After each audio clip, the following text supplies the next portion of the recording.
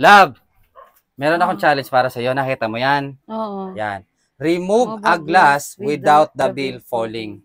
So, nandito yung dalawang baso. Kailangan mo lang tanggalin yung isang baso dyan na hindi malalaglag yung 1,000. Tatanggalin Yung ko papel na lang. pera. Dapat hindi siya malalaglag. Isang baso lang tatanggalin mo. Ang dali lang naman yan. Kapag nagawa mo sa'yo na 1,000.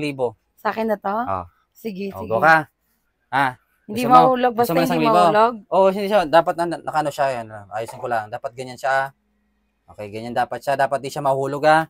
May pagitan dapat. Oo, may pagitan dapat yan. Huwag mo nang galawin. Okay na yan. Okay na yan. Dapat hindi siya malaglag ha. Sige. Go ka na. Sige, first try. Dapat di mababa na yung bill. Tanggalin mo lang isang baso. Tapos dapat hindi malaglag 1,000.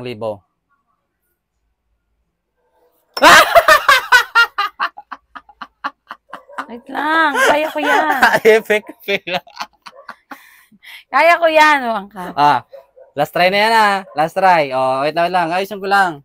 Pantay mo dito. Ayos naman Yan. Bibigyan kita ng partida. Yan. Magkadikit yan ha. Dapat magkadikit. May pagitan. Sige, second try. Last try na yan ha. Ready ka na ba? Okay. Sige, sige. Tiga.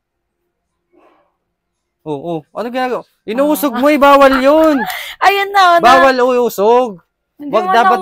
Dapat di gagalaw yung pera. Without the bill mo ni, grabe naman. Di dapat gagalaw yung pera. Ginusog mo lang kaya napunta dito sa gitna. Hindi na talaga siya malalaglag yung pera. Hindi naman nahulog. Sabi mo hindi lang mahuhulog.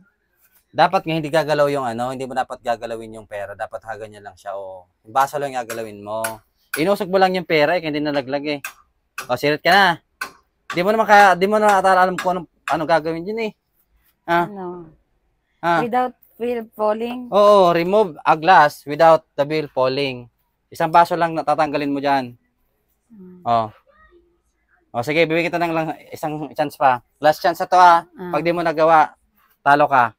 Sige, go.